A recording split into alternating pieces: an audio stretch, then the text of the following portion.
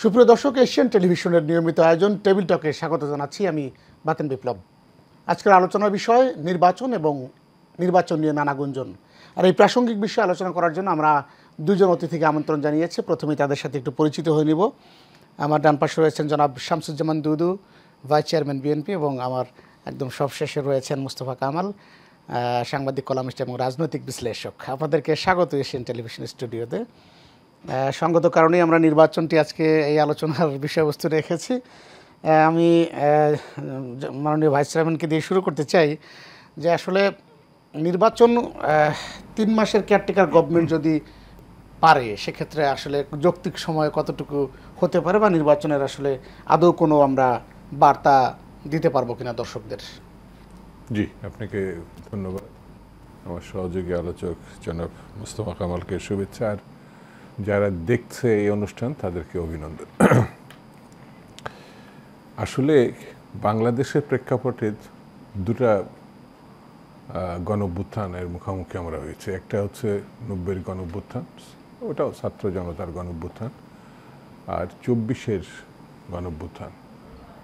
ওটা শেখ হাসিনা যাকে সমর্থন দিয়েছিলেন, মানে 82-24 মার্চ যখন হোসেন মোহাম্মদ এরশাদ সামরিক আইন জারি করে মার্শাল ল দিয়েছিলেন, তখন বিবিসির সঙ্গে সাক্ষাৎকারে শেখ হাসিনা বলেছিলেন, আই এম নট আনহ্যাপি। তার মানে সামরিক শাসনকে তিনি অভিনন্দন জানাচ্ছেন। এই কথাটি আবার তৎকালীন বাংলার বাণী, যেটা আওয়ামী লীগের মুখপত্র হিসেবে খ্যাত ছিল, ফজলুল হক মনি এটা প্রতিষ্ঠা করেছিলেন, পরে শেখ সেলিম এটা সম্পাদনা করতেন। সেখানে লেখা হয়েছিল পরের দিন, একটি গুলিও চলে না, এক ফোঁটা রক্ত ঝরে না, হে সামরিক শাসন তোমাকে অভিনন্দন, অভিবাদন। আমি এটা নিজে পড়েছিলাম, কারণ আমি একসময় সাংবাদিকতার সঙ্গে যুক্ত ছিলাম। এখনও সংবাদ আমাকে টানে, সংবাদপত্র টানে। আমি বোধহয় একটা বড় সময় বিভিন্ন সংবাদপত্রের, এখন তো সুবিধা হয়েছে, হাতের মুঠার মধ্যেই থাকে, দেখি। তো আওয়ামী লীগের ক্যারেক্টার হচ্ছে, যখন সে বিরোধী দলে থাকে সে তখন গণতন্ত্রী, আর যখন সে সরকারে থাকে সে তখন ফ্যাসিস্ট। এটা আগাগোড়া। আমার কেন জানি মনে হয়, যেহেতু আধ্যাত্মিক নেতা ছিল মাওলানা ভাসানী, তিনি আসলে আওয়ামী লীগের প্রতিষ্ঠাতা, মূল প্রতিষ্ঠাতা কিন্তু তিনি। তা আমার কেন জানি মনে হয় তিনি দিব্য দৃষ্টিতে দেখেছিলেন এই আওয়ামী লীগ একসময় গণবিরোধী হবে, স্বৈরতন্ত্রের পক্ষ নেবে। প্রথমে মুসলিম আওয়ামী লীগ, আওয়ামী মুসলিম লীগ, আওয়ামী মুসলিম লীগ, তারপরে এটা আওয়ামী লীগ, মুসলিম শব্দটাকে পরে বাদ দিয়ে আওয়ামী লীগ করা হয়েছে। এবং প্রগতিশীলতার প্রশ্নে। কিন্তু পরে তিনি বলেছিলেন এটা সাম্রাজ্যবাদে দালালি করবে সেই সময়। সেই কারণে তিনি ন্যাশনাল আওয়ামী পার্টি, যেটা সংক্ষেপে ন্যাপ, গঠন করেছিলেন। তা আমি যদি স্বাধীনতা পর্যন্ত দেখি, তার আগের অনেক ঘটনা আছে। পার্লামেন্ট স্পিকার মেরে ফেলা, তারপরে বিভিন্ন রকম পাকিস্তানের প্রেক্ষাপটে, স্বৈরতন্ত্রের প্রেক্ষাপটে যখন সবাই আন্দোলন করছে, তখন কি উনি প্রধানমন্ত্রী হয়েছিলেন ওই যে শেষের দিকে, যিনি বৈরুতে মারা গেছিলেন, তো সেটা আওয়ামী লীগ থেকে হয়েছিলেন। তা আমি এত কথা বলার উদ্দেশ্য হচ্ছে যে এই গণঅভ্যুত্থান, সেটা পাকিস্তানের প্রেক্ষাপটে 69-এর গণঅভ্যুত্থান, 90-এর গণঅভ্যুত্থান, আর 24-এর। তো 90-এর গণঅভ্যুত্থানে কিন্তু 3 মাসে, অর্থাৎ এই সরকার 3 মাস পেরিয়ে গেছে।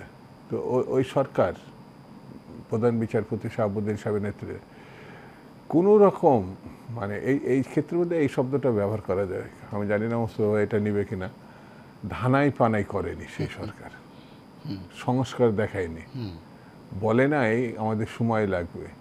তিনি শুধু একটা কথা বলেছিলেন, আমাকে নিয়ে যাচ্ছেন প্রেসিডেন্সিয়াল, আমাকে কিন্তু আবার ফেরত আসতে দেবেন ওই চেয়ার, আমার এটা মূল চেয়ার।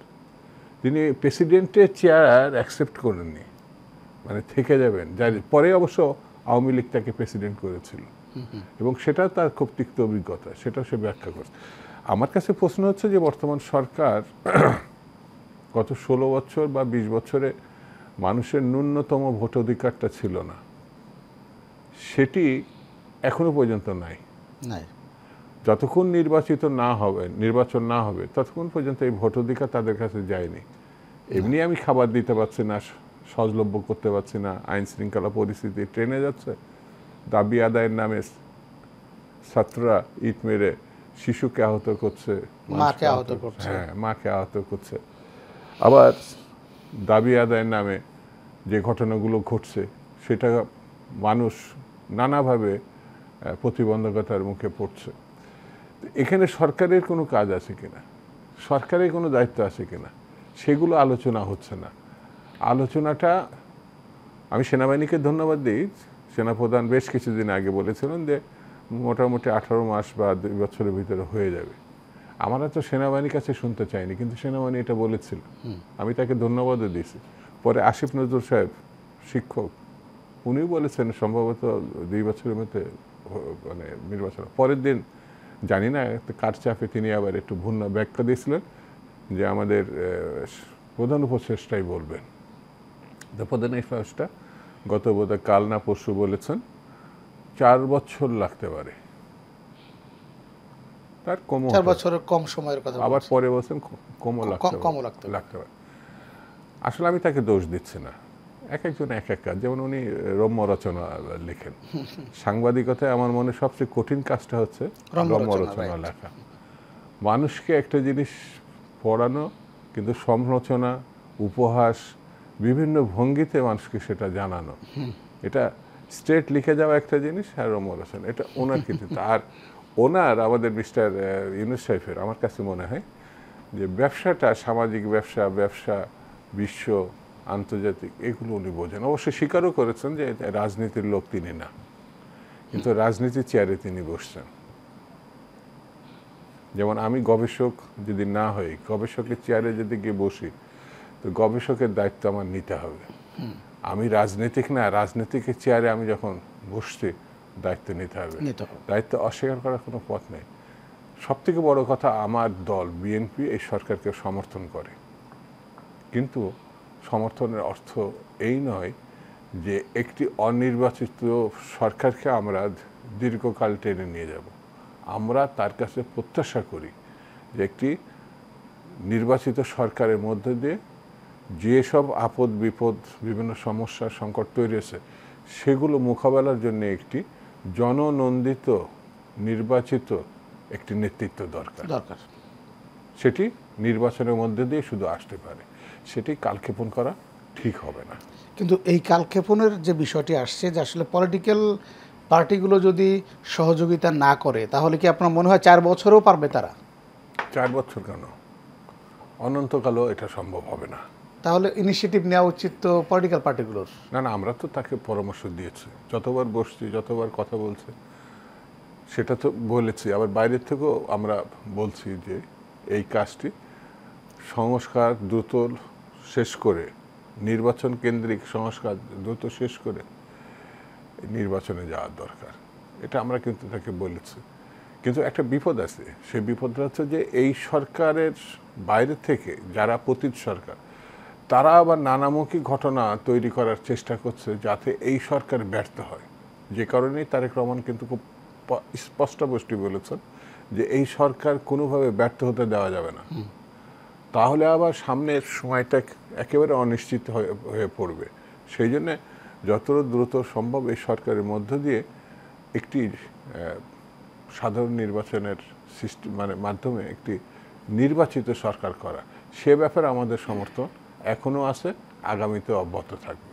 ধন্যবাদ আপনাকে। জন মোস্তফা কামাল, আপনি শুনছিলেন যে আসলে গণমাধ্যমের যদি আমরা শিরোনামগুলো দেখি আজকের, বিশেষ করে সেখানে কিন্তু আমরা দেখছি যে আওয়ামী লীগও আলোচনায় রয়েছে, এবং আমরা দেখেছি যে আসলে ডক্টর ইউনূসের এই যে সাক্ষাৎকারের কথা বলা হচ্ছে যে আসলে 4 বছর কিংবা তার কম সময় লাগতে পারে, মানে এই কথাগুলোর সাথে যদি আমরা নির্বাচনী পরিবেশের কথা বলি, যে আসলে নির্বাচনের পরিবেশ তৈরি করতে কত সময় লাগতে পারে, আর মোটা দাগে যদি সংস্কারের কথা বলি, সেক্ষেত্রে কি সংস্কার না করলেই নয়, এই ভিত্তিতে কি আগালে গণমাধ্যমের শিরোনাম পরিবর্তন করা সম্ভব কিনা? জি, অবশ্যই সম্ভব। বলাও লাগবে না, কওয়াও লাগবে না, নিজেই সংস্কার হয়ে যাবে। অর্থাৎ শিরোনামও সংস্কার হয়ে যাবে, মেরামত হয়ে যাবে। তো দুদুভাই কিন্তু একটা বিস্তারিত বর্ণনা দিয়েছেন 90-এর। তো তো 90-তে যে আন্দোলনটা ছিল সেটার পরিষ্কার করে নাম ছিল ছাত্র গণ আন্দোলন। আর দুদুভাইদের নিজস্ব ছাত্রদের একটা নাম ছিল সর্বদলীয় ছাত্র ঐক্য। তো ওই আন্দোলনের যদি নায়ক দুদুভাইকে বলি ভুল হবে না। তো যদি নায়ক বলতে কারো আপত্তি থাকে তারকা বলা যায়, কারণ আমাদের নিজ চোখে দেখা, পাশে থেকে দেখা। তখন ছাত্র দলের সভাপতি ছিলেন, তার কিছুদিন আগে বাইরে অনেক দায়িত্ব ওনার, এবং পাশাপাশি তখন পুরো সংগঠনের সব দায়িত্ব তো ওনার ডাকসু নির্বাচন সহ। এরপরে তারকা বললেও যদি কারো খারাপ লাগে তাহলে আমি অন্তত 90-এর প্রোডাক্ট বলতে পারি ছোটর মধ্যে। প্র্যাকটিক্যালি আমরা পরে দেখলাম ওই প্রোডাক্টগুলো পরবর্তীতে আন্দোলনে যে সহ্যবর্জ্য ছিল তাদের 90-তে, বাস্তবে রাজনীতিতে তাদের ওই অবস্থান কিন্তু আমরা আর দেখিনি। এই একটা দিক, তারা হয়তো মন খুলে বলেন না কষ্টের কথাটা। এবার একটু ব্যতিক্রম হচ্ছে, ছাত্ররা যারা আছে তারা মন খুলে কষ্টের কথা এরই মধ্যে বলা শুরু করেছে। তাদের দিকে ফাঁসির রশি এগিয়ে আসছে, এ ধরনের কথা পর্যন্ত বলা হচ্ছে, তাদের অভিজ্ঞতা আছে। কিন্তু এবার যে একটা ভিন্ন প্রেক্ষিত আছে, 90-তে এরশাদ সাহেব ক্ষমতা ছেড়েছিলেন, তিনি স্বৈরাচার বলা হতো, স্বৈরাচার না বললে তার নামটা কমপ্লিট হতো না, সম্ভবত স্বৈরাচার একটা নামের অংশ হয়ে গিয়েছিল। ওই ভদ্রলোকও কিন্তু দেশ ছেড়ে পালাননি, জেলে গেছেন, জেলে থেকে নির্বাচন করেছেন, তার দলও ফিল্ডে ছিল। আর এবার কিন্তু ভিন্ন প্রেক্ষিত, নাম্বার 1 পালিয়েছেন, তার দেখা থেকে নাম্বার 2, 3, 4 এরপরে নম্বরহীনভাবে সব পালিয়েছেন। আর পালানো মানেই কি পালানো? এক কাপড়ে পালানো, টেবিলে ভাত রেখে পালানো, সীমান্ত দিয়ে পালানো, খালে বিলে মরা বা মরা পড়ে থাকা, একটা নজিরবিহীন ঘটনা। কিন্তু এবার আবার পালানোর লিস্টে দুদুভাই নিশ্চয়ই স্মরণে থাকবে, তখন সম্ভবত প্রধান বিচারপতি পালাননি, সম্ভবত বায়তুল মোকাররমের খতিব সাহেবও পালাননি, তিনি ছিলেন। তো আমাদের সাংবাদিকরা বোধহয় কেউ পালাননি। তো এবার যে কে পালায়নি আপনি ওটা খুঁজে বের করা বড় মুশকিল। ওইদিকে প্রধান বিচারপতি যান, পালিয়েছেন। রাষ্ট্রের প্রধান আইন কর্মকর্তা, যাকে বলা হয় অ্যাটর্নি জেনারেল, আমরা ইংরেজিতে এভাবে বলি, তিনিও পালিয়েছেন। তাদের পালানোর মধ্যে আবার নানান রকম ফের, যেগুলো রীতিমতো কোনোটা বিনোদনের মতো। কারো ট্রাকে মালামাল পাওয়া যাচ্ছে, কারো খাটের নিচে পাওয়া যাচ্ছে, কেউ লুঙ্গি ড্যান্স দিচ্ছেন, গেঞ্জি ড্যান্স দিচ্ছেন। একটা অশ্রদ্ধা একদিকে, আরেকদিকে হাস্যকর, আরেকদিকে গোটা রাজনীতিকদের জন্য কিন্তু লজ্জার।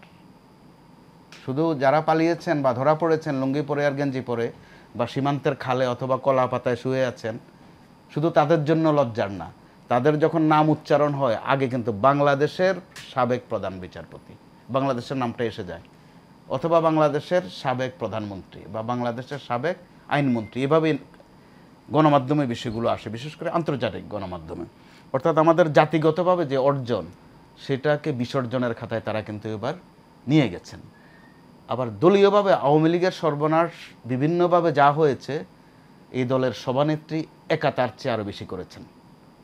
অন্তত পালিয়ে তো মোটা দাগে একটা বাজে দৃষ্টান্ত তৈরি করেছেন। তাহলে ইন এ সেন্স যারা এখনও পালাননি তারা কিন্তু এক অর্থে দলের নীতিবিরোধী কাজ করেছেন। যেখানে নাম্বার 1 পালিয়ে গেছেন, দ্বিতীয়জন পালিয়ে গেছেন, তৃতীয়জন পালিয়ে গেছেন, যারা পালায়নি তাদেরকে কোন সময় বলা হবে যে না তোমরা আমাদের দলের না, তোমরা আমাদের মতো পালাওনি অথবা পালাতে পারোনি।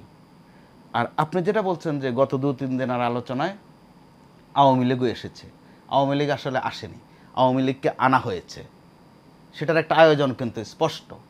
তো এটার একটা ফয়সালা হয়ে যেতে পারত, রাজনৈতিক বিষয়। 90-তে দুদুভাইয়ের একটা ফয়সালা কিন্তু মোটামুটি লিখিতও ছিল কিছু, 3 দলীয় জোটের রূপরেখা আমরা যেটাকে বলি। তো একটা বন্দোবস্ত তখন হয়েও হয়নি। এমন কথাও ছিল, দুদুভাইয়ের নিশ্চয় মনে থাকার কথা, যে জেনারেল এরশাদের মামলায় আদালতে কোনো আইনজীবীও দাঁড়াবেন না। আজকের বাস্তবতায় মনে হবে এটা মানবাধিকার লঙ্ঘন, কিন্তু সময়ের একটা স্রোত আছে, আবেদন আছে। তখন দেখা গেল ঠিক তার পরদিন আওয়ামী লীগের একজন প্রেসিডিয়াম মেম্বার অ্যাডভোকেট সিরাজুল হক, অর্থাৎ পরবর্তীতে যিনি আইনমন্ত্রী আমাদের আনিসুল হক, ওনার বাবা, আওয়ামী লীগ ত্যাগ করে এরশাদের আইনজীবী হয়ে গেছেন তিনি। এ নিয়ে কিন্তু আওয়ামী লীগকে অনেক গালমন্দ শুনতে হয়েছিল। তিনি আবার ব্যাখ্যা দিয়েছিলেন যে আমি যত না আইনজীবী তার চেয়ে বেশি হচ্ছে আমি একজন খলিফা, আমার কাছে কাপড় দিয়ে যায়, যার যার সাইজ অনুযায়ী আমি তার সাইজ অনুযায়ী কেটে দেই। অর্থাৎ আইনজীবীরও একটা ব্যাখ্যা হয়ে গেল, তিনি খলিফা হয়ে গেলেন। তো এবার কিন্তু একটা বন্দোবস্তের সুযোগ ছিল, যেটা 90-তে ওনারা হাতছাড়া করেছেন। অল্প কিছুদিনের মধ্যে দেখা গেল আওয়ামী লীগের সাথে জাতীয় পার্টির অর্থাৎ এরশাদ সাহেবের একটা ভালো মিলমিশ, এই নিয়ে আবার আমরা কিন্তু সমালোচনা শুরু করলাম যে এটা কেমন হয়ে গেল। কিছুদিন পরে দেখা গেল যে ওই রাস্তায় জামাতও আছে, বিএনপির বিরুদ্ধে তারা সবাই নেমে গেলেন। তো তখন আমাদের গণমাধ্যম থেকে প্রশ্ন ছিল যে একটার নাম স্বৈরাচার আর একটার নাম রাজাকার, এই দুইটা একসাথে কিভাবে হয়? তখন তাদের জবাব ছিল যে রাজনীতিতে বা গণতন্ত্রের কিছু সাইড ইফেক্ট থাকে, পার্শ্ব প্রতিক্রিয়া, যে তখন আর রাজাকার স্বৈরাচার থাকে না। তাহলে আমরা যারা ছাত্র ছিলাম আমাদের বেদনা ছিল যে আমাদেরকে তাহলে এতগুলো বছর এভাবে কাউকে গাজী বানালেন, কাউকে শহীদ বানালেন, কাউকে বুকের রক্ত দিতে বললেন, এগুলো করলেন কেন? কোনো সদুত্তর কিন্তু আমরা পাইনি। পরবর্তীতে দেখা গেল যেই স্বৈরাচার উনি আবার বিএনপির সাথে মিতালি করে ফেললেন, একটা সময় 4 দলীয় জোট করে ফেললেন। অর্থাৎ আন্দোলনের মাঠে তারা যেটা বলেন প্র্যাকটিক্যালি সেটা করেন না। তো এবার সেটার একটা বন্দোবস্ত হওয়ার ব্যবস্থা ছিল, সেই সুযোগটা আমরা নিশ্চয়ই পাবো, কেননা নমুনা নেই, পাওয়ার নমুনা নেই। ওই সময় একটু শেষ করে ফেলি। আওয়ামী লীগকে নিষিদ্ধ করার দাবিটা যখন ছাত্রদের দিক থেকে পরিষ্কার হলো, জোরালো হলো, বিএনপি সহ অন্যান্য দিক থেকে বলা হলো যে না, নিষিদ্ধের কাজটা ভালো না। এর আগে কিন্তু নিষিদ্ধের কথা তারা বললেন, তখন ভালো লেগেছিল। পরবর্তীতে তারা বললেন যে গণতান্ত্রিক ব্যবস্থাপনায় নিষিদ্ধ কাজটা ভালো না। রাষ্ট্রপতি যখন অপসারণের কথা আসলো, দুদুভাই সহ ছোট্ট বিরতি নিতে চাই, সাহসী বক্তব্য ছিল, পরে তারা সরে এসেছেন। ওটা আমরা আরো বিস্তারিত বিষয় শুনবো। তবে এবার আমার মনে হয় যে পরিমাণ প্রাণহানি হয়েছে, যে শহীদের সংখ্যাও বেশি, আহতের সংখ্যা বেশি, সম্ভবত যে সুযোগটা 90-তে হয়নি এবার করার এখনো সময় বাকি আছে আমার মনে হয়। আমরা একটু সময় নিয়ে, প্রিয় দর্শক আপনারা সঙ্গেই থাকুন, আমরা টেবিল টকের ছোট্ট একটি বিরতিতে যাচ্ছি। প্রিয় দর্শক, বিরতির পর আবারও স্বাগত টেবিল টকে। আমাদের আলোচনা বিষয় নির্বাচন নিয়ে নানা গুঞ্জন। আমাদের সাথে যথারীতি রয়েছে জনাব শামসুজ্জামান দুদু। আপনার কাছে আসতে চাই, জনাব মোস্তফা কামাল যেমনটি বলছিলেন যে আসলে প্রাপ্ত অপ্রাপ্তির যে বিষয়টি, এবারে যেহেতু ত্যাগের পরিমাণটা বেশি আমরা দেখলাম, তো সেক্ষেত্রে এই যে নির্বাচনটা সব থেকে বেশি জরুরি হচ্ছে এখন নির্বাচন, অথচ সংস্কারের নামে টাইম বাড়ানো বৃদ্ধি করা। আমরা এই সরকার, আমাদের এই সরকার বিপ্লবী সরকার, তো সেখানে তাদেরকে আসলে কিভাবে আরও একটু সময় ক্ষেপণ না করে যত দ্রুত নির্বাচন দেওয়া যায়, সেই দিক থেকে আপনাদের দলীয়ভাবে কোনো ধরনের পরামর্শ এখন পর্যন্ত দিয়েছেন কিনা আপনারা? শুরু থেকে দিয়ে আসছি। কোনো টাইম ফ্রেম বা এরকম কিছু আপনাদের ছিল? আমরা যৌক্তিক শব্দটা ব্যবহার করেছিলাম। তো আপনি এই যে কথা বলতে গিয়ে একটা মানে একেবারেই চমৎকার একটা শব্দ ব্যবহার করেছেন, এই বিপ্লবী সরকার। ঘরটা লাগছে এই জায়গাটায়, এটা কোনো বিপ্লবী সরকার না, এটা সংবিধানের আওতায় গণঅভ্যুত্থান প্রেক্ষিতে একটা সরকার। বিপ্লবী সরকার তো সংবিধান মানে না, সব কিছু একটা ওলটপালট করে একটা সৃজনশীল একটা দেশ গড়ার দিকে বা সমাজ গড়ার দিকে, রাষ্ট্র গড়ার দিকে এগোয়। আমরা কেউ কেউ মনে করছি, অনেকেই ছাত্রনেতা সহ, যে এটা বিপ্লবী সরকার। সমন্বয়করা কিন্তু দাবি করছে এটা বিপ্লবী সরকার দাবি করছে, হ্যাঁ, কেউ কেউ, মানে সবাই না। না না না, এই জায়গাটা ভুল কনসেপ্টে আগাচ্ছে কিনা? শুধু ভুল কনসেপ্ট না, এটা মারাত্মক একটা ঘটনা। মানে সরকার এবং এই যে যারা নেতৃত্ব দিল, মানে ছাত্র জনতার যে অভ্যুত্থানে, তারা যদি এটা বিপ্লবী মনে করে, কিন্তু যে সরকারটা বানানো তাদেরই পছন্দের সরকার, আমাদেরও পছন্দের সরকার। এটা তো সংবিধানের আওতায় শপথ নিয়েছে, সংবিধান রক্ষা করার শপথ নিয়েছে। যেহেতু রাষ্ট্রপতির কাছে শপথ নিয়েছে, তার মানে তো অবশ্যই রাষ্ট্রপতির একার সংবিধানের আওতায়। হ্যাঁ, তো এখন যেমন রাষ্ট্রপতি যদি না থাকেন,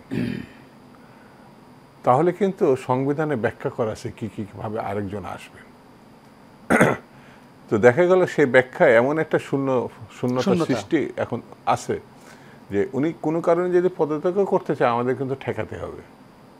যেমন কারণ স্পিকার উনিও পদত্যাগ করেছেন, ডেপুটি স্পিকার কারাগারে, স্পিকার নাই, ডেপুটি স্পিকার নাই, সংসদ সদস্যরা তো নেই, কেউ নাই, ওটা ভেঙে দেওয়া হয়েছে। তাহলে একটা সার্টেন পিরিয়ড পর্যন্ত অপেক্ষা করতে হবে। আর বিপ্লবী সরকারের হলে আমার পার্লামেন্ট বঙ্গভবনে যাওয়ারই দরকার ছিল না, আমরা শহীদ মিনারে করতে পারতাম, নতুন করে আবার ঢাকা ইউনিভার্সিটি করতে পারতাম, শপথ নিত তারা। হ্যাঁ, উনি একটা কথা বলতে বলতে দেখেন চমৎকার একটা প্রসঙ্গ এনেছিলেন, সেটা হচ্ছে যে মানে পালিয়ে যাওয়ার ভিতরে এই প্রথম, শুধু প্রধানমন্ত্রী প্রথম, পার্লামেন্ট সদস্য প্রথম, তার ভিতরে আরো বেশি স্পষ্ট করে প্রধান বিচারপতি। দেখেন পালায় কারা, অন্যায়কারী তো যদিও স্বাধীন একেবারে পালায় বিচার না। ব্যবস্থা কিন্তু স্বাধীন। না উনি তারপর আমাকে যেভাবে পালাইতে বলেছে হয়েছে। পালাতে হয়েছে না, সেরকম পরিস্থিতি তিনি সৃষ্টি সৃষ্টি করেছেন। সর্বশেষ ছাত্রদের উদ্দেশ্যে যেসব রায়টাই দিয়েছেন, মন্তব্য ওনার যে করেছেন। পালাতে হবে উনি জানতেন যে আমাকে পালাতে হবে। না আমি এই কারণে বলছি, খতিব সাহেব বলেন, কিন্তু ঘটনা দেখেন, হুসেন মোহাম্মদ এরশাদ নিঃসন্দেহে সামরিক স্বৈরাচার, দুর্নীতিবাজ, ওই ছাত্র হত্যাকারী। এটা যেমন সত্য, শাহাবুদ্দিন সাহেব তার প্রধান বিচারপতি ছিল, তিনি নিয়োগকৃত। লক্ষণীয় বিষয়, শাহাবুদ্দিন সাহেবের নেতৃত্বে পরে একটি নির্বাচন অনুষ্ঠিত হয়েছে এবং তার শর্ত মেনে নিয়ে রাজনীতির দলগুলো। তার মানে একজন বিচারপতি চেষ্টা করলে, উদ্যোগ নিলে সে যে ভালো হতে পারে সেটা শাহাবুদ্দিন সাহেব প্রমাণ করছে। কিন্তু হাসিনার পিরিয়ডে খতিব পর্যন্ত দুর্নীতিবাজ হয়ে গেছে, বিতর্কিত হয়ে গেছে, প্রধান বিচারপতি তো হয়েছেই। মানে এটা আসলেই মানে মেনে নেওয়ার মতো না। মানে সেই মসজিদের ক্ষতি। এই পিরিয়ড একেবারে কুলুষিত ভয়াবহভাবে। সেই জন্যে আজকের যে অবস্থা, আপনাকে এই পরিবর্তন রাজনৈতিকভাবে ধারণ করতে হবে। সংবিধানে যখন গেছি তখন আর নতুন করে ব্যাখ্যা পরামর্শের কোনো প্রয়োজন নেই। ওই যেরকম আপনি কোরআন শরীফ নামাজ পড়বেন, কোরআন শরীফে দু একটি আয়াত আজকে দিয়ে যে আয়াতে পড়ছেন ওটা অন্য আয়াত দিয়ে পড়তে পারেন, সে কোরআন শরীফে আছে। যদি মনে করেন যে অনেক দিন আগে পড়ছিলেন, ভুলে গেছেন, তো কোরআন শরীফ দেখে নিলে হয়। সেটাই আমি নামাজ পড়বো, তো আমার কোরআন শরীফ হচ্ছে রাজনীতিতে সংবিধান। সেই সংবিধানে একটি সরকার না থাকলে কতদিনের মধ্যে একটি নির্বাচন করতে হবে, সব রূপরেখা দিয়ে আছে সেখানে। আমি 30 দিন পেরিয়ে গেছি একটা সরকারের, তাই তো? আমি 90 দিন পেরিয়ে গেছি। তাহলে কি কি হবে স্পষ্ট করা। তা আমার মনে হয় ডক্টর মোহাম্মদ ইউনূস অত্যন্ত পণ্ডিততুল্য মানুষ, পড়াশোনা করা মানুষ, সংবিধান আওতায় শপথ নিয়েছেন, এটা খুবই স্মরণযোগ্য। কিন্তু উনি সংবিধান পড়ছেন না, লক্ষ্য করছেন না। করলে এতদিন তিনি বঙ্গভবনে একটি সরকারের শপথের পর তিনি তার কাজে চলে যেতেন। সংস্কার করবে কি করবে না পরবর্তী সরকারই নির্ধারণ করত।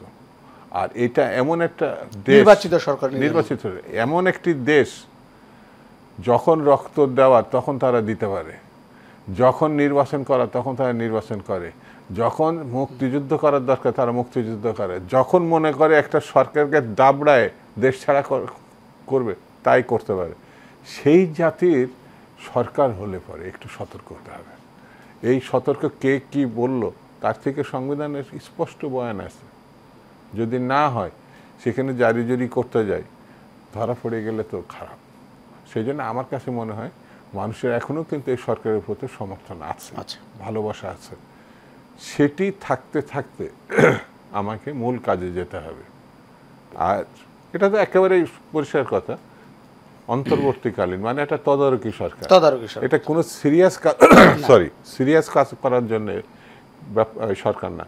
এটা মানে রেগুলার যে কাজগুলো সেগুলো করে আর নির্বাচন দিয়ে দেয়, সেটাই মূল কাজ তাদের, ওইটাই মূল কাজ। তো সেই মূল কাজ থেকে যদি সরে যায় তাহলে পরে ঝামেলা বাড়বে। ধন্যবাদ আপনাকে জনাব মোস্তফা কামাল।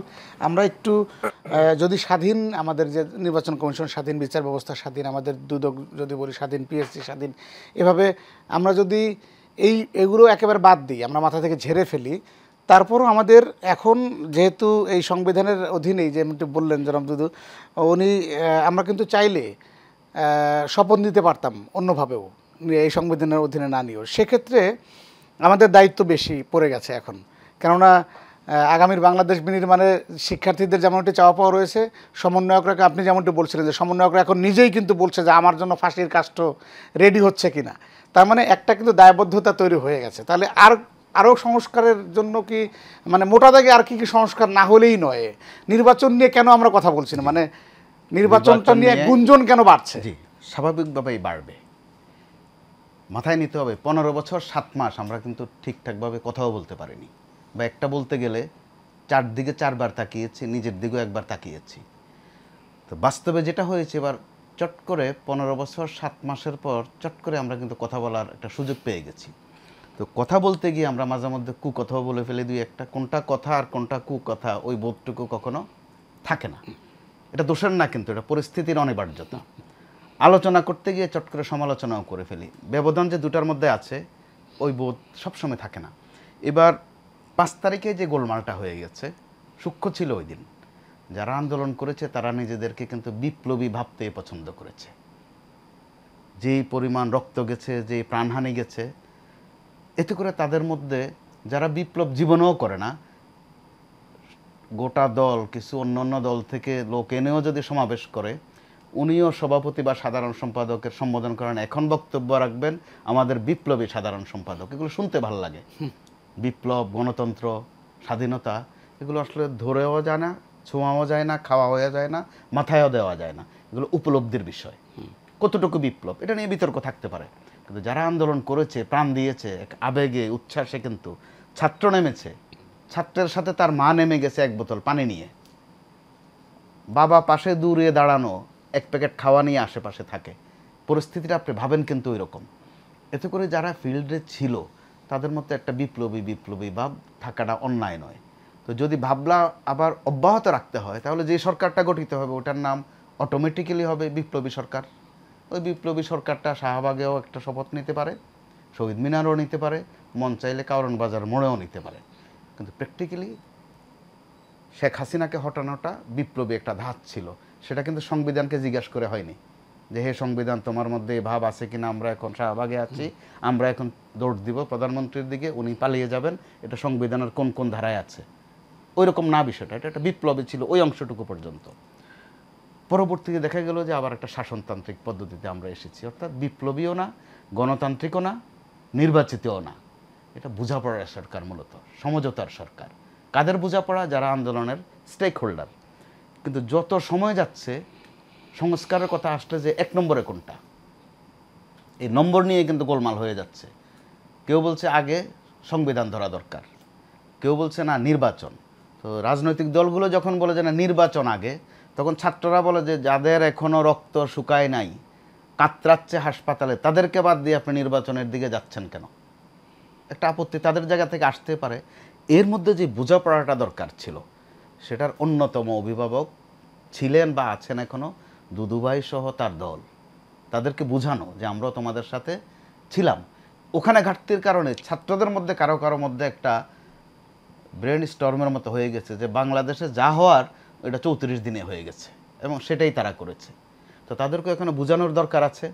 তাদের জন্য যে ময়দানটা পরিষ্কার করেছে, মাটিটা নরম করেছে, অথবা চুলাটা গরম করেছে বিএনপি সহ আন্দোলনকারী দলগুলো, তাদের মধ্যে ওইটা সবসময় কাজ করে না। তো এখানে পরস্পরের দিক থেকে যেসব বক্তব্য আসছে গত কয়েকদিন, এতে করে ভয় পাওয়ার একটা বিষয় আছে, বিশেষ করে বিএনপির। সুনির্দিষ্ট করে কিন্তু বলা হচ্ছে যে আরেকটি 111-এর চিন্তা করবেন না, বিএনপিকে বাদ দিয়ে কিছু ভাববেন না, বিএনপিকে না জানিয়ে কিছু করবেন না। পরিষ্কার কোড আনকোড আমি বলছি। তার মানে কিছু তাদের কাছে কিছু তথ্য আছে, তথ্য আসছে, তথ্য ছাড়া তারা নাহলে তো এই ধরনের বক্তব্য দেওয়ার কথা না। কিন্তু একটা তফাৎ দেখা যাচ্ছে, বিএনপির ভারপ্রাপ্ত চেয়ারম্যান যেভাবে কথা বলছেন, পরিষ্কার করে ছাত্রদেরকে স্নেহ দিচ্ছেন, একটু একটু বোঝাচ্ছেনও, বিএনপির পরবর্তী বিশেষ করে মধ্যবর্তী জায়গা থেকে দু একটা আক্রমণাত্মক কথা আসছে, যেটা আমরা গণমাধ্যমের জায়গা থেকে দেখছি। এই বিভেদটা কিন্তু সুন্দর না। 6 তারিখ থেকেই কিন্তু আমরা কিছু প্রশ্ন চুপে চুপে শুনেছি, পরবর্তীতে এটা প্রকাশ্যে, যে আন্দোলনে কি বিএনপির অবদান বেশি না ছাত্রদের বেশি। এই প্রশ্ন অসম্পূর্ণ রেখে এই প্রশ্ন এসে যায় ঢাকা ইউনিভার্সিটির ছাত্রদের বেশি নাকি প্রাইভেট ইউনিভার্সিটির ছাত্রদের বেশি। এগুলো কিন্তু এক একটা গোলমাল বাঁধানোর প্রশ্ন। এর পরবর্তীতে আজ পর্যন্ত আপনি দেখেন, আপনি কিচ্ছু জানেন না, গণমাধ্যমে থেকেও আমাদের জানার সুযোগ হয় না। চট করে ঘটনা ঘটে কোথায়? ঢাকা কলেজের সামনে। কি এটা জানতে লাগে আধা ঘন্টা। এটা শেষ হতে না হতে সাভার থেকে সংবাদ আসে কি যে গার্মেন্টসের শ্রমিকরা আবার নেমেছে। বিকালে খবর আসে যে ওরা ফেরত গেছে, সন্ধ্যায় খবর আসে যেন ওরা আবার নেমেছে না, আসলে নামানো হচ্ছে। এখানে দুদুভাইয়ের খুব স্মরণে থাকার কথা, 91-তে যখন বিএনপি ক্ষমতায় আসলো, তখন আওয়ামী লীগ সভানেত্রী তিনি বলেছিলেন সূক্ষ্ম কারচুপি হয়েছে। পরবর্তীতে একটা বাক্য ছিল দুদুভাইয়ের, জানি না মনে আছে কিনা, একদিনও শান্তিতে থাকতে দেব না। একদম পরিষ্কার। কিন্তু আবার ওনার ভাষাগুলো এরকমই হয়, মানানসই ওনার জন্য ওই রকমই, বরাবর তিনি ওইভাবে বলেন। এতে করে খুব মাইন্ড করার সুযোগ থাকে না। হয়তো গুছিয়ে বললে এটা ওনার সাথে মানাবেও না। বিভিন্ন শব্দ চয়ন তিনি যেভাবে করেন, চট করে চলে আসা, হুট করে নেমে পড়া, টুস করে ফেলে দেয়া, ঠাস করে ওটা করে ফেলা, এই শব্দগুলো কমিউনিকেটিভ শব্দ, চলে, ডিকশনারিতেও আছে এগুলা, কিন্তু বোধহয় কতটুকু মানায় অন্তত ওই চেয়ারটা থেকে, এটা প্রশ্ন আছে। তারপরে আপনি সৌন্দর্য হিসাবে নিতে পারেন, বৈশিষ্ট্য হিসাবে নিতে পারেন, যে চট করে চলে আসবো, এগুলো কিন্তু যা তা কথা নয়। যেখানে ওনাকে ধরে আনার জন্য কথা হচ্ছে, তাহলে ধরে আনার কথা হলে কি আমরা ধরে আনবো, নাকি যারা আছে ওরা ধরে আমাদের হাতে দিয়ে দেবে? এর মাঝ বরাবর উনি আবার বলতেছেন ধরা লাগবে না, তিনি চট করে চলে আসবেন, বাদ বাকিরা যেন রেডি থাকে, হয় 0 পয়েন্টে যায় অথবা 32 নম্বরের সামনে যায়, ওখানে কিছু লোক মার খায়, এটা পরিস্থিতির অনিবার্যতা। এটাও যদি কোনো রাজনীতি হয়ে থাকে যে কিছু লোক মার খাক, আপনি খেয়াল করে দেখেন আওয়ামী লীগের বিশেষ করে শেখ পরিবারের একজন লোকও গ্রেপ্তার হয়নি এখন পর্যন্ত। পলাতকের মধ্যে তারা কিন্তু দৌড়ে ফার্স্ট পজিশন তাদের। এখানে কিন্তু মেসেজ আছে ভাই, বিএনপির কাছেও নিশ্চয়ই সংক্রান্ত মেসেজ আছে, নয় তারা এত ভয় পায় কেন? অবশ্যই ভয় পায়, চুন খেয়েছে, মুখ পুড়েছে, এখন দই দেখলেও তাদের একটু ভয় লাগা তো স্বাভাবিক।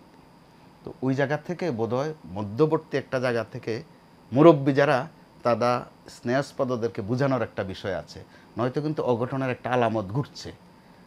ভারতের গণমাধ্যমগুলো প্রত্যেকটা দিন গুজব আছে, বহির্বিশ্বের কিছু ল্যাঙ্গুয়েজ আছে, এটা আপনি যে যার সুবিধা মতো নেয়। আমরা আপনার সাথে আছি, কি আছি, আপনিও বলেন আপনার সাথে আছে, আমিও বলি আমার সাথে আছে, মাঝে দিয়ে একজন বলে যে তলে তলে আছি। অর্থাৎ রাজনীতিতে এই শব্দগুলো চলে, কিন্তু দেশের জন্য যা হবার তো হয়ে যাচ্ছে। এতে করে দ্রুত নির্বাচনটাও খুব জরুরি, আর যে কোনো কথায় খুদ ধরাটা বন্ধ করা দরকার। বলছেন উনি যে যথাশীঘ্র বললে যে আপনার জন্য কবে শীঘ্র, আমার জন্য তো নাও হতে পারে। বলছেন যথাসময়ে, বলে যে কবে যথাসময় হবে, যৌক্তিক সময়, আপনার যুক্তিতে কোনটা, আমার যুক্তিতে তো এটা। অর্থাৎ আপনি দুষ্টামি করা, ভেজাল লাগানো। অবশ্যই নির্বাচন তো একটা লাগবেই, ফরজ, অবশ্যই ফরজ। তো ফরজ আগে তো সংস্কার দরকার আছে। প্রধান উপদেষ্টা গত পরশু দুদুভাই যে কথাটা বলেছেন, আমি ওর মধ্যে কিছু আলামত কিন্তু পাচ্ছি। এটা অভিমানের কথা, যে যদি সংস্কার দরকার মনে না করেন, তাহলে সংস্কার বাদ দিয়ে নির্বাচন করে ফেলি। একটা বিষয় আপনাকে আপনার বক্তব্য থেকেই, যে আপনি যেমনটি বললেন যে শেখ পরিবার দৌড়ে ফার্স্ট, তো অনেকেই কিন্তু দৌড়ে শেষ পর্যন্ত ট্র্যাক শেষ করতে পারেনি না, তারা কিন্তু এখনো বাউন্ডারির ভেতরেই আছে। এই সংখ্যাটা কম নয়, অনেক।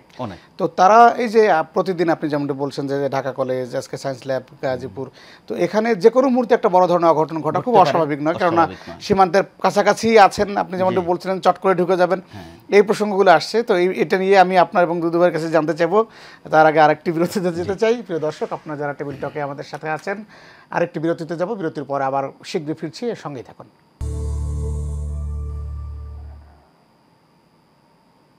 প্রিয় দর্শক, বিরতির পর আবারও স্বাগত টেবিল টকে। আমাদের আলোচনার বিষয় ছিল নির্বাচন নিয়ে নানা গুঞ্জন। আমরা বিরতির আগে একটা প্রশ্ন রেখেছিলাম যে আসলে বাউন্ডারির ভেতরে এখনও সেটি কোটির বেশি হবে, যারা রয়েছেন, যারা পালিয়ে গেছেন, দৌড়ে যারা ফার্স্ট হয়েছেন, তাদেরই অনুসারীরা এখন পর্যন্ত রয়ে গেছেন। তো জনাব দুদু, আপনার কাছে জানতে চাওয়া যে আসলে তাদেরকে কোনো হুমকি মনে করছেন কিনা আপনারা? এই যে কোটি শব্দ, এটা ইলেকশন করলে বোঝা যেত এটা 1 লাখ না 1 কোটি, আচ্ছা, অথবা 1000। সেটা 1 লাখ, যদি 1 লাখও হয় না, মানে এটা আমি সংখ্যা বিচারে আসছি না। ওই যে একটু আগে মোস্তফা সাহেব কিন্তু চমৎকার বলেছেন যে যারা আওয়ামী লীগ করে, অর্থাৎ দৌড়াইছে, পালাইছে, আত্মগোপনে মানে ওই পারে চলে গেছে, তাহলে তাদের নেতৃত্ব শেখ হাসিনা, কারণ সে তো এই দৌড়ের নেতৃত্ব দিয়েছে। যে দৌড়ায়নি, যে এই দেশে থেকে গেছে, তো আওয়ামী লীগের না, আদতেও তো উনি মানবে না। ওই বিবেচনা যারা এখানে আছে, তারা এখন গরুর দুধ দিয়ে গোসল করে কিনা, এটা তো দেখার বিষয়। তারা তো এই সমাজে থাকতে চায়, তারা এই ঘরে থাকতে চায়, যেহেতু তারা পালায়নি। হ্যাঁ, না মানে সবকিছু সুযোগ পেলে পালাতো না, সবকিছু সুযোগ তো দেওয়া হয়। একটা সংসার আছে, ব্যবসা আছে, সে চেষ্টা করবে আবার তার মত পরিবর্তন করে বা রাজনীতি পরিবর্তন করে সেইখানে টিকে যাওয়া। আওয়ামী লীগ এখন এমন একটা জায়গায় মানে শেখ হাসিনা নিয়ে গিয়ে দাঁড় করাইছে, আমার ধারণা এটা আর আওয়ামী লীগ নাই, রাজনীতি নাই। উনি তো শেষের দিকে এসে কিন্তু কোনো এমপি তার এলাকায় কাজ করতে পারতো না, ওখানে ডিসি, টিএনও বা সচিব এরা কিন্তু তদারকিগুলো করতো। এবং মিস্টার তোফায়েল আহমেদ তার এলাকায় গিয়ে কিন্তু সে এরকম বলতো, আমি তো এখানকার এমপি, তাহলে আমি দেখব জিনিসগুলো। একটা সংঘাত যেটা অর্থাৎ শেখ হাসিনা নিজে থাকা অবস্থায় মানে এই দেশে তখন কিন্তু তিনি নিজেই আওয়ামী লীগকে ক্ষমতার থেকে আস্তে আস্তে রাজনৈতিক দল হিসাবে এটা ধ্বংস করে ফেলেছে। যে কারণে যে সময়টা দেখেন 17-18 বছর ধরে বেগম জিয়া জেল খাটছেন, 6 বছর ধরে বিছানায় আছেন, তারেক রহমান সাহেব দেশে থাকতে পারছেন না, আমাদের 60 লক্ষ আসামি বিএনপির, এটা ভাবা যায় না কিন্তু। তো 2.5 লক্ষ মামলা প্রতিদিন কম বেশি আমাদের নেতা কর্মীরা সব ওই আদালতে যাওয়া আসা করছে, এখনো সে মামলাগুলো আছে। আচ্ছা, এরপরও কিন্তু রাজনৈতিক দল হিসাবে আমরা প্রোটেস্ট করার চেষ্টা করছি, সমাবেশ করার চেষ্টা করছি, আমাদের উপর মানে যা না তা সব করছে। আওয়ামী লীগকে এই জিনিসগুলো এখনো পর্যন্ত ফেস করেনি তো, আছে না? তারা তাদের কৃতকর্ম ভারে তারা পালাইছে। পুলিশ কি তাদের ধাওয়া দিছে? প্রশাসনকে ধাওয়া দিছে? ছাত্ররা ধাওয়া দেয়নি কোথাও, এমনকি ছাত্ররা দেয় নাই। ছাত্ররা তারা তাদের মিটিং মিছিল এগুলো অব্যাহত রাখছে, রাস্তায় গেছে। একটু আগে বললো না, এই শিশুটাও তার মায়ের সঙ্গে বাবার সঙ্গে গেছে, কিন্তু কোনো জায়গায় ছাত্ররা লাঠি দিয়ে যেভাবে আন্দোলনের মধ্যে ছাত্রলীগ হকি স্টিক লাঠি নিয়ে ঢাকা বিশ্ববিদ্যালয়ে ওপেন অস্ত্র নিয়ে আন্দোলনকারীদের ওপেন অস্ত্র নিয়ে মেয়েদের সহ পিটাইছে, এ তো সব পত্রপত্রিকা মিডিয়াতে আসছে। এইভাবে কিন্তু তাদের উপর আক্রমণ আন্দোলনকারীরা করেনি। আন্দোলনের শক্তি হচ্ছে জনগণ, ছাত্র, এরা রাস্তায় নেমে যাওয়ার যে এর ভয়েই তো ওই যে 45 সেকেন্ড না মিনিটের একটা ব্যাপার আছে পালিয়ে যাওয়া, যে ওরা আসছে আপনি কি করবেন, এই যে জিনিসটা তো পত্রপত্রিকা আসছে। উনি ব্যবহার্য জিনিসও নিতে পারেনি, মোটামুটি কয়েকটা কাপড় টাপড় একটা ছোট ব্যাগে করে 2 বোন পালিয়ে গেছে হেলিকপ্টারে করে। এবং ভারতও বলেছে আমরা আগে থেকে জানতাম না, মানে ভারতও বিশ্বাস করতে পারেনি সত্যি সে পালাবে, ব্যাক করতে হবে তাকে। না না, মানে এইগুলো সব যদি আপনি মেলান না, এটা বাংলাদেশের রাজনীতিতে একেবারে নতুন নতুন ঘটনা। সবগুলো অন্য গণঅভ্যুত্থানের সঙ্গে এটার পার্থক্য আছে।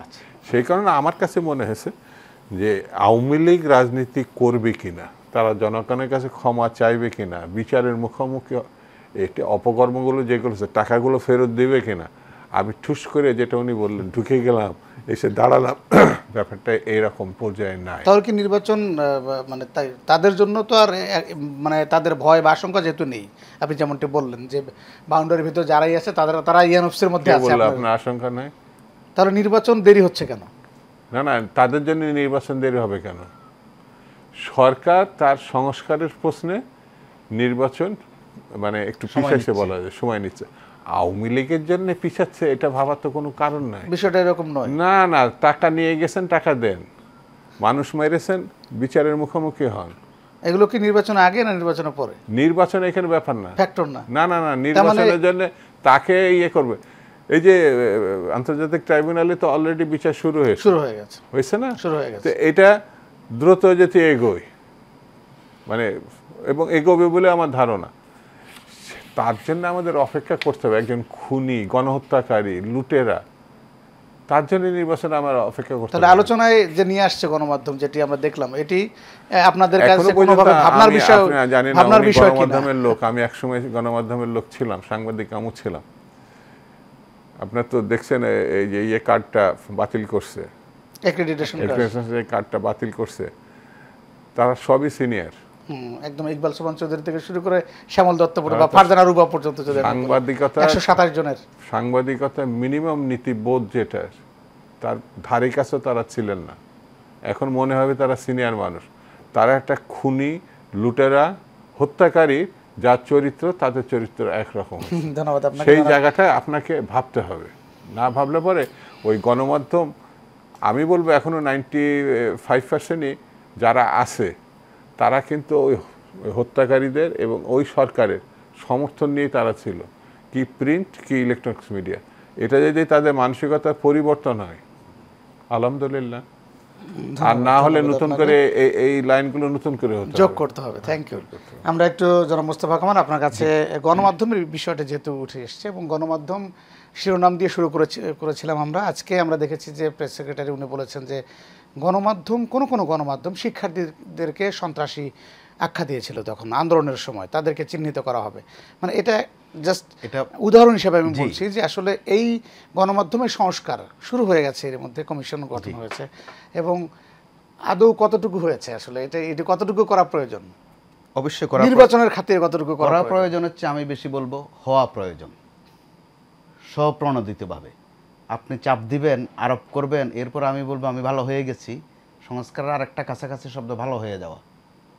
তো ভালো হয়ে যাওয়াকে মেরামতো বলা চলে, সংশোধনও বলা চলে। এটা যদি আমি নিজে হই সংশোধন, সেটা বোধহয় কার্যকর হবে। নাহলে আপনারা খুশি করার জন্য বলবো, 2 দিন পর আমি আবার ও কাজটাই করব।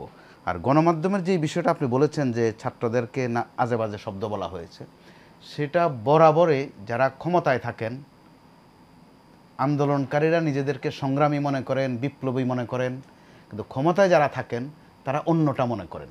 আমি ছোট্ট ছোট্ট 2-3টা উদাহরণ দিই। 71-এ যারা মুক্তিযুদ্ধ করেছে তাদের রাষ্ট্রীয় ভাষা ছিল দুষ্কৃতিকারী অথবা ভারতের দালাল। এই দুটো শব্দ দুদুভাই, সম্ভবত এই দুটো শব্দ বেশি ব্যবহার হতো। 90-তে দুদুভাইরা যারা আন্দোলন করতেন তাদেরকে ডাকাত পর্যন্ত ব্যবহার করা হয়েছিল, বলা হয়েছিল ঢাকা বিশ্ববিদ্যালয় ডাকাতদের গ্রাম, শিরোনাম ছিল এই। এরা গুন্ডা, চাঁদাবাজ, শেষ পর্যন্ত টোকাই পর্যন্ত বলা হয়েছিল। সেটাই যুগে যুগে হয়ে আসছে। এবার যেটা হলো দুষ্কৃতিকারী, দুর্বৃত্ত, এই শব্দগুলো মোটামুটি আরোপের মতো, যে আন্দোলনকারী যেন বলা না হয়। এডিক্টেড পর্যন্ত বলেছে। শুধু কেমন এডিক্টেড, যে নিজেরা তো এডিকশনে আছেই, এরা আরো ধরে ধরে অন্যদেরকেও এডিকশনে ফেলে। সেটা রাষ্ট্রীয় ভাষা ছিল। তারা স্বাধীনতা কি গণমাধ্যম কোনোদিনও পাবে না? কখনো পেয়েছি কিনা এটা আরেকদিন যদি আপনি একটা পর্ব বৈষম্য করেন, ভাঙার এই যে কখনো আন্দোলন, গণমাধ্যম ব্যাপক স্বাধীনতা পেয়েছে এই রেকর্ড নেই। গণমাধ্যমের জন্মই একটা পরাধীনতার মধ্য দিয়ে, একদম উৎপত্তিটাই পরাধীনতার মধ্য দিয়ে। এরপরও গণমাধ্যমের যে নীতিমালাগুলো আছে মোটামুটি 30-24টা, নিজেরা যদি নিজেদের সম্মানার্থ এগুলো রাখি, আমাদেরকে কি বলা হয় সম্মান করে? দুদুভাইরা আমাদেরকে আদর করে বলেন জাতির বিবেক। জাতির বিবেক অর্থ বিবেক যত আছে আপনার আর আমার মধ্যে, দুদুভাই সহ বাদ বাকিদের বিবেক নাই। এগুলো আদর করে আমাদেরকে বলা হয়। পুলিশকে বলা হয় জনগণের বন্ধু, মানে আর কোনো বন্ধু নাই জনগণের। এই বন্ধুরা কি পরিমাণ শত্রু এটা তারা হাতে কলমে দেখিয়ে দিয়েছেন। আইনজীবীদেরকে কি বলা হয় সম্মান করে? সারা বিশ্বের লার্নেড লয়ার, মানে ওনারা ছাড়া আর কেউ লার্নেড নাই তা কিন্তু না, এটা সম্মানের ক্ষেত্রে বলা হয়। সেনাবাহিনীকে বলা হয় দেশপ্রেমিক সেনাবাহিনী, নামের অংশ করে ফেলা হয়েছে। এবারের এই ঘটনায় আপনি দেখেন একমাত্র বিশ্লেষণে দাঁড়ায় সেনাবাহিনী তার ওই যে দেশপ্রেমিক শব্দটা অটুট রাখতে পেরেছে। আমরা জাতির বিবেকরা পারেনি, লার্নাররা পারেননি, ওনারাও পালিয়েছেন।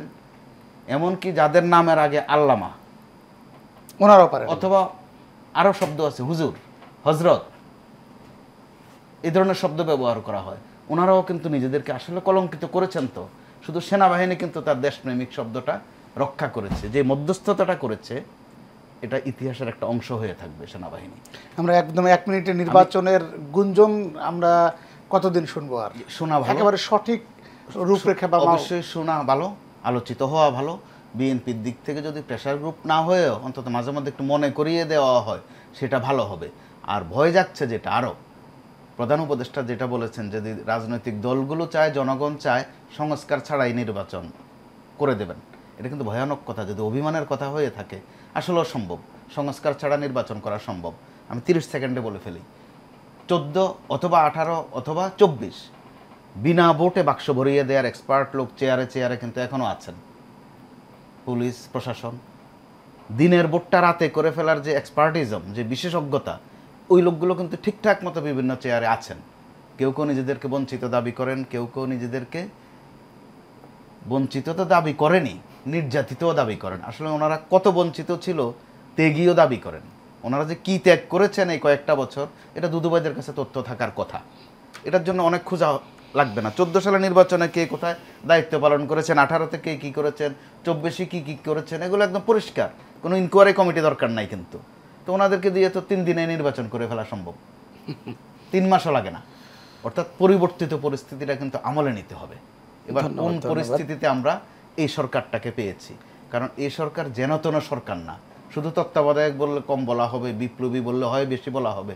সমঝোতার সরকার, সবার সরকার। অবশ্যই শাহবাগেও মাঝে মধ্যে সরকার গজিয়েছে এক সময়, ওইটার নাম ইমরান সরকার। এই বিগত সময়ে এ ধরনের কিছু সরকার গজানো হয়েছে, অবশ্যই এই সরকারকে যেন ওই পাল্লায় মাপা না হয়। ধন্যবাদ এটা সবার আপনাদেরকে, জন্যই ধন্যবাদ দরকার। জনাব শামসুজ্জামান দুদু এবং ধন্যবাদ জনাব মোস্তফা কামাল। আপনারা যারা দর্শক আমাদের সাথে ছিলেন তাদের সবাইকে ধন্যবাদ এবং আগামীকাল একই সময় এশিয়ান টেলিভিশনের টেবিল টক দেখার আমন্ত্রণ জানাচ্ছি। সবাই ভালো থাকবেন, আল্লাহ হাফেজ।